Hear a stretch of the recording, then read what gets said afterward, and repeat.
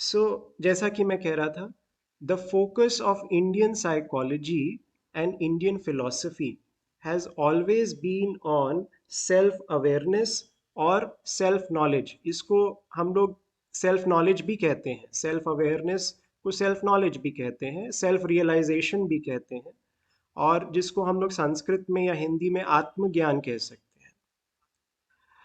तो उपनिषदों में एक बहुत इम्पॉर्टेंट फ्रेज है, एक बहुत पॉपुलर फ्रेज है, आत्मानम विद्धि। आत्मानम विद्धि, जिसको इंग्लिश में हम कह सकते हैं नो योर सेल्फ, है ना। तो जैसे सॉक्रेटिस ने ग्रीस में कहा नो योर सेल्फ, उसी प्रकार से हमारे उपनिषदों ने कहा नो योर सेल्फ, कि अपने आप को हम जाने।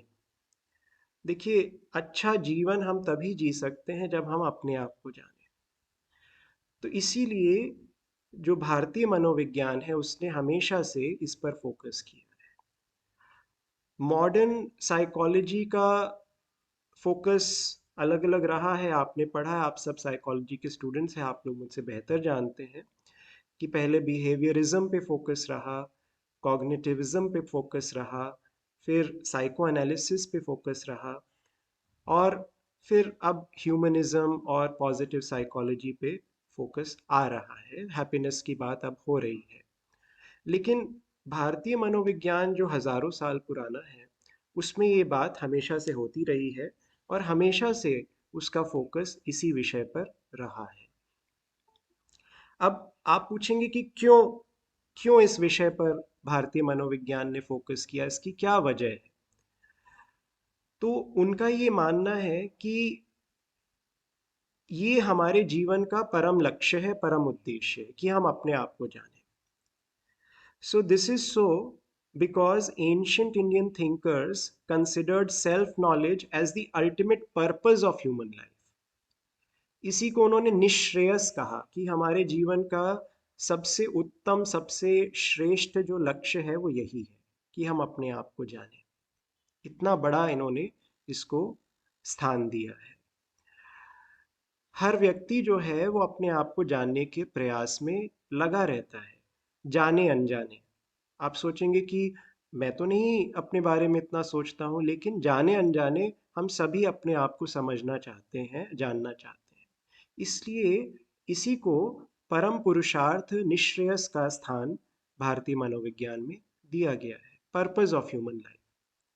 जो अक्सर हम लोग, बच्चे लोग बात करते हैं ना कि जीवन का उद्देश्य क्या है, पर्पस क्या है लाइफ का, तो पर्पस यही है कि हम अपने आप को जानें, अपने सत्य को पहचानें।